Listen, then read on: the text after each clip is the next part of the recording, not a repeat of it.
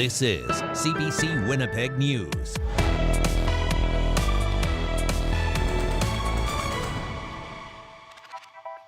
Good evening. Thank you for joining us. Calls are growing for Transcona Councillor Russ Wyatt to step down. It comes after news the longtime councillor is now facing multiple sexual assault and drug charges, with 3 new charges laid this week. But as the CBC's Bartley Kivas reports, Wyatt was back at City Hall today and remains a city councillor. Councillor Wyatt, why are you here? I'm here for a public hearing. Transcona Councillor Russ Wyatt walked into City Hall Thursday morning, 50 minutes late for a committee meeting, and determined to remain a city councillor. Wyatt faces 5 sexual assault and drug charges related to 2 incidents alleged to have taken place over the past 3 years. 2 men allege Wyatt drugged and assaulted them.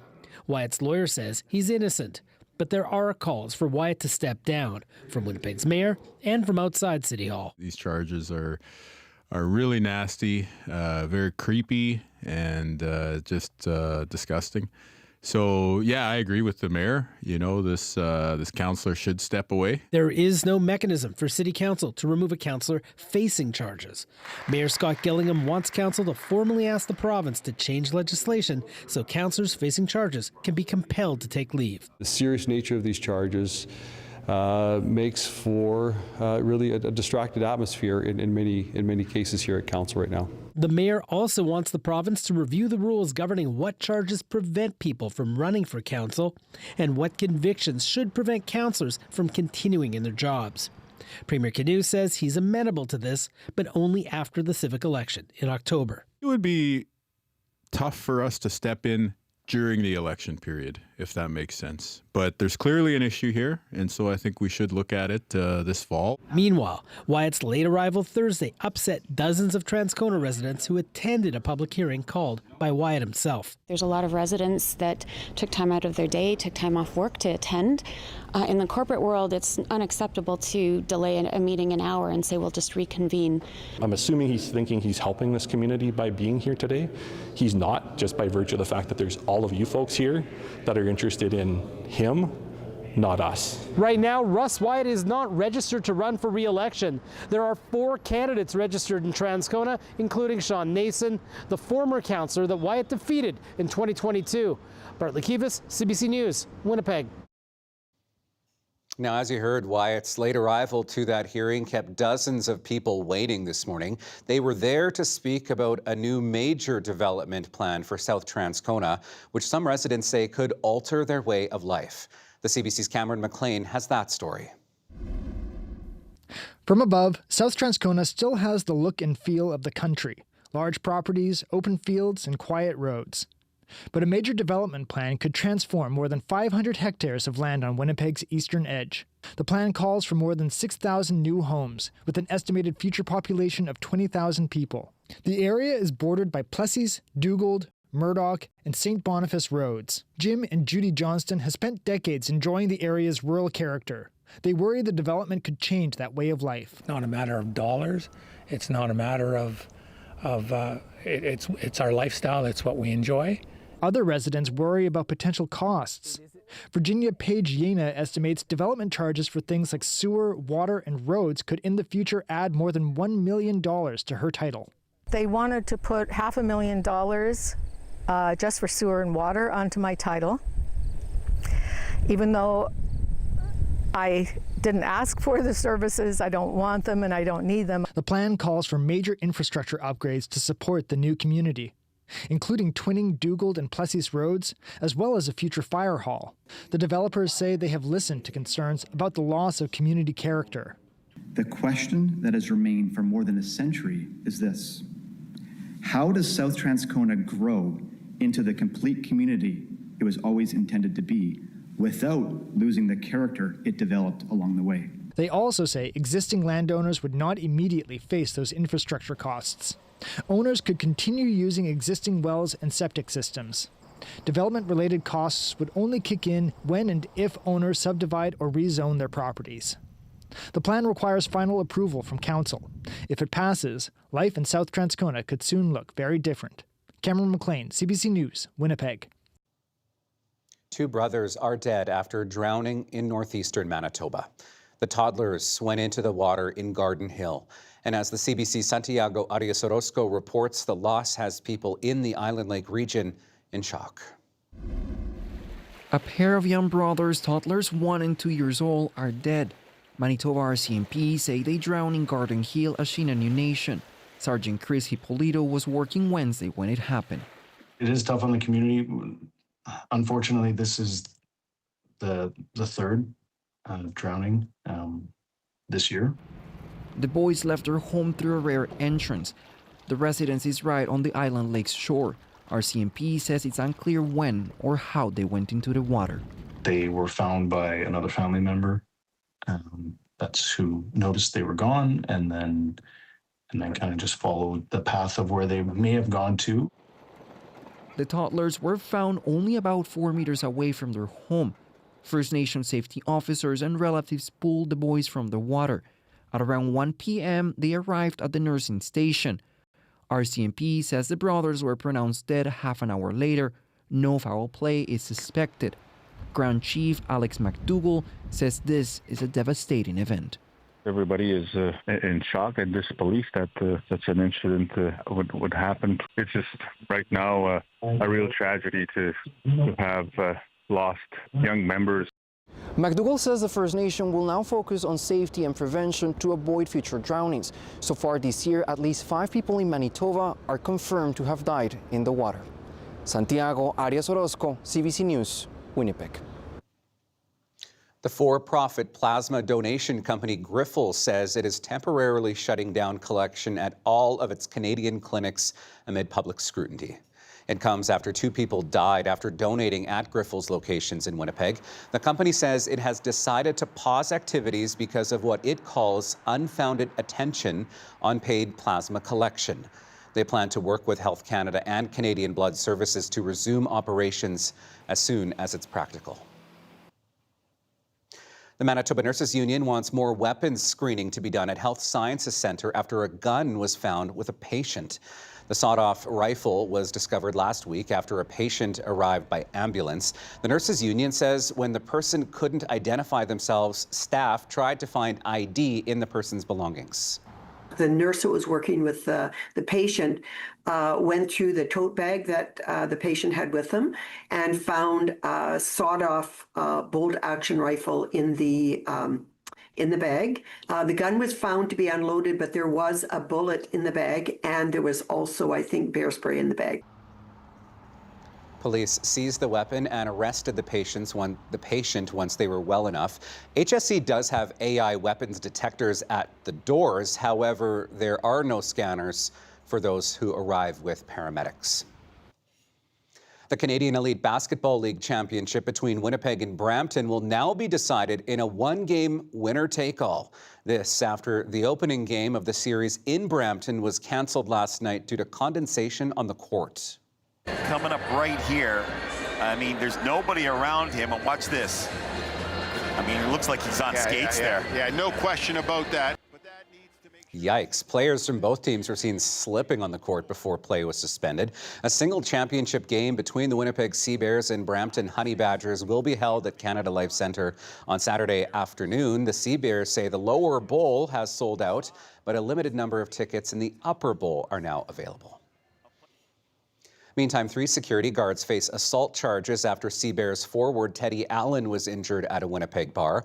Police say the 28-year-old was taken to hospital after getting into an altercation with the guards at a Main Street establishment early on August 3rd. The 3 guards involved now face charges of assault causing bodily harm. In a statement, Allen says he is now at home healing and hopes to be back on the court in the fall.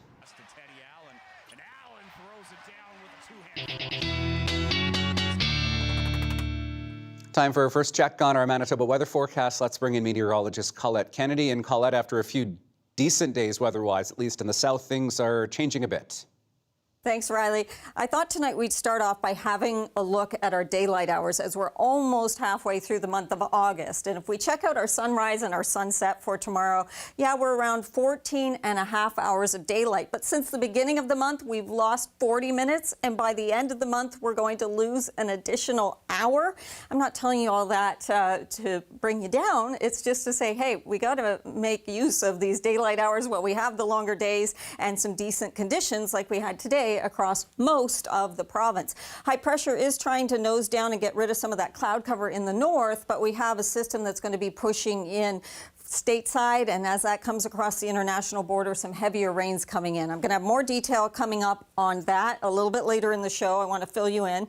But for tonight for Winnipeg, a few clouds, 14. Tomorrow morning we'll be at 15 degrees, but we'll have increasing cloudiness through the day. And by afternoon, even a slim chance for a few showers coming into the Red River Valley, but that really increases later tomorrow night.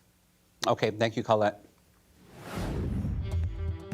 Still ahead, they are marketed like toys, but doctors say they are seeing a rise in severe injuries and even deaths from e-scooter accidents. We'll bring you that story and more when we come back. Stay with us.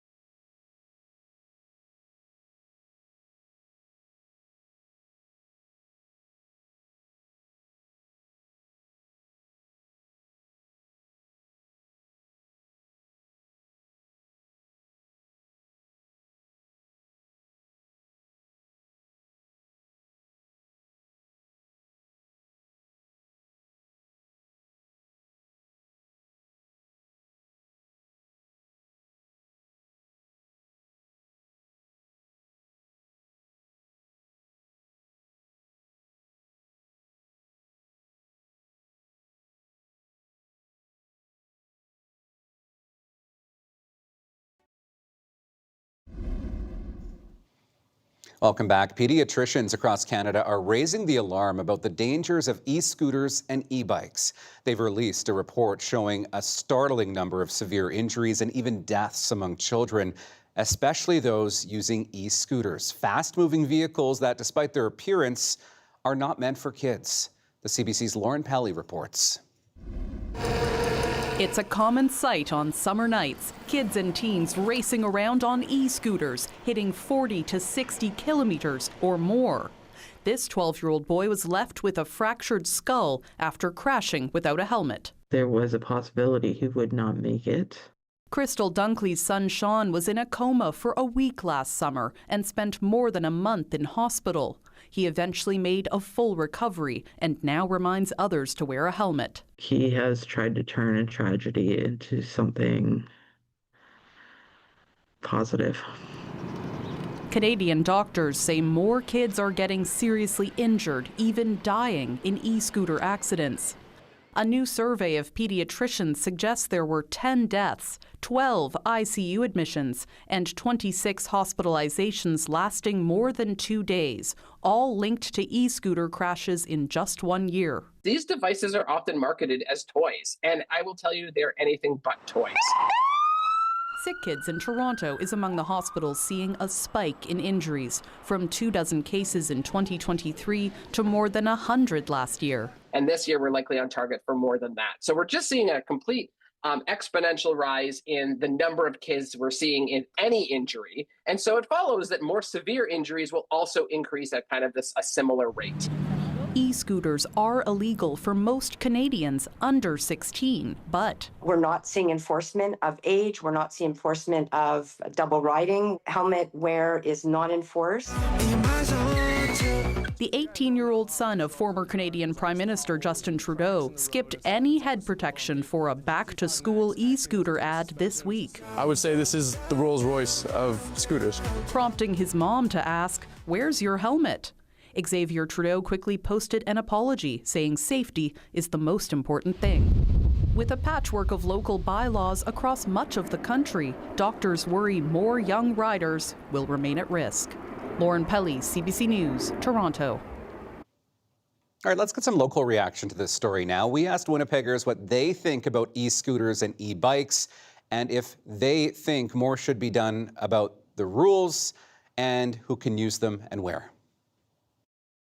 I think that there should be legislation, and I think it's about time because these things have been around for a long time. I have seen them get pretty crazy and just cut through traffic and in front of people. I can just go wherever I want without just having to walk. Yeah, it feels like a car. For me, I'm a safe rider. I don't really go that fast like here. But yeah, just wear a helmet, I guess. If you're really trying to go fast, yeah, just wear a helmet. Personally, I'm not a huge fan. I think that they're really dangerous. I think that there's too many kids on them. I think that they need to be wearing helmets more. They really just come out of nowhere and are distracting. You really got to just watch even pedestrians step out in front of me, cyclists cut across in front of me, and you just got to be on the ball because people are going to do what they do, whether there's legislation or not. The most recent wave of measles infections in Manitoba is showing signs of coming to an end. Last month, the province recorded the lowest number of cases in 15 months. Santiago Arias Orozco reports. It's a highly contagious disease lurking in the air. Measles have infected over 900 people in Manitoba. Now cases have fallen to a new low. It's dropped down very significantly, and while it may increase in the fall, I think that we're very likely well past any kind of peak. Measles climbed to over 100 new infections monthly from February to April. Cases have seen decline steadily, down to only 2 in July, a number not seen since March 2025. With months of lower cases, Brandon's mayor says it hasn't been a concern. I think we went back to status quo, back to what the historic standard. This is something that for a generation we never worried about. No new infections were reported or detected by public health in about 3.5 weeks in July. That's the closest point the province has gotten of declaring its measles outbreak over in months. But experts are still concerned about not reaching herd immunity in the province yet. It doesn't die out when there's a large community or a large population that's unimmunized. And that's what we saw with this prolonged outbreak. 95% of the province's population should be immune against measles to stop the virus long term because of how contagious it is. Public Health says Manitoba is still far from that target. The current outbreak will likely end, but it might only be temporary. This could happen again and would be expected to happen again. As people move indoors in the coming months for winter, children go back to school, and infections in the U.S. skyrocket, Dr. Philippe Lagasse-Wins says he expects cases to go up again. Anytime that you've got more kids or more people in close quarters in a single room, you are going to increase the risk of measles transmitting. Experts say only higher vaccination rates can prevent a future spread and the health complications, like dozens of hospitalizations that have come with it. Santiago Arias Orozco, CBC News, Winnipeg.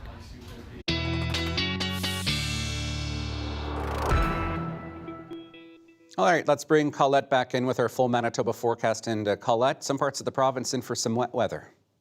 Thanks, Riley. Well, we do have some rain that's going to be moving into the province, and I really want to break that down. But we did have kind of a cool start this morning, too, or at least the low last night was 11 degrees for Winnipeg. But have a look at how cool it is even into the afternoon hours for central and southern Alberta. And not only the cool temperatures, but that comes because of some heavier rains that are falling there. Now, in terms of this system that's going to be having an impact on us, there may be a few spots where locally we get into some heavier amounts and that risk of flooding. So I'm going to take you through this. The models aren't in complete agreement.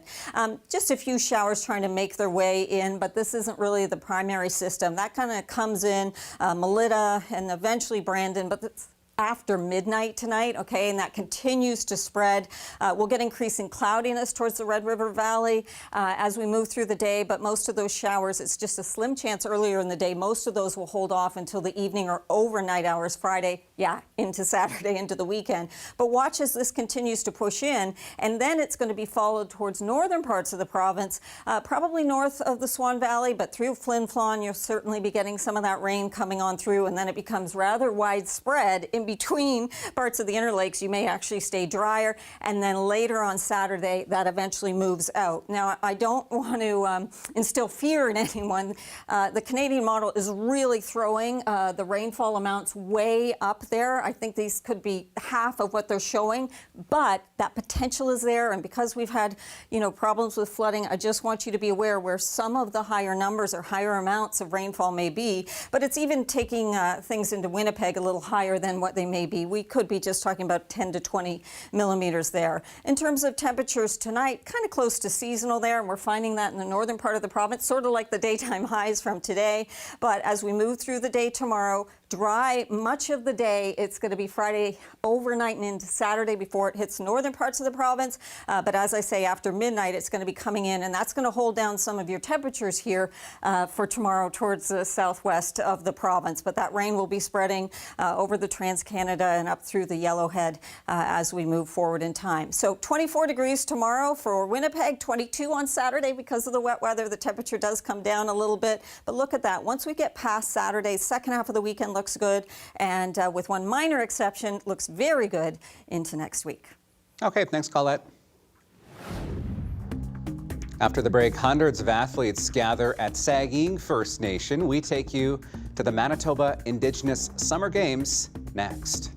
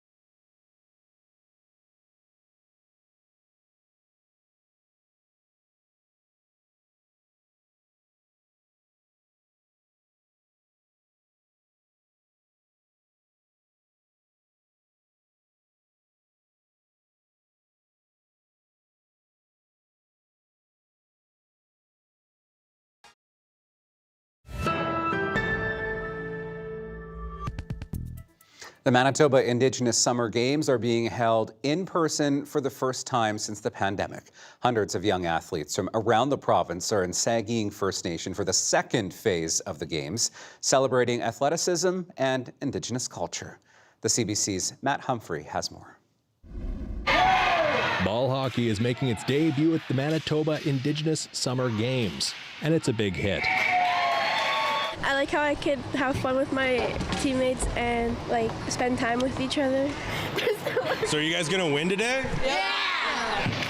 More than 400 athletes are taking part in the province-wide games. Go, Shakora! Coach Rena Spence brought her team from Sandy Bay First Nation. After the game yesterday, they're like, man, that was so exciting. It was like such an adrenaline rush for them.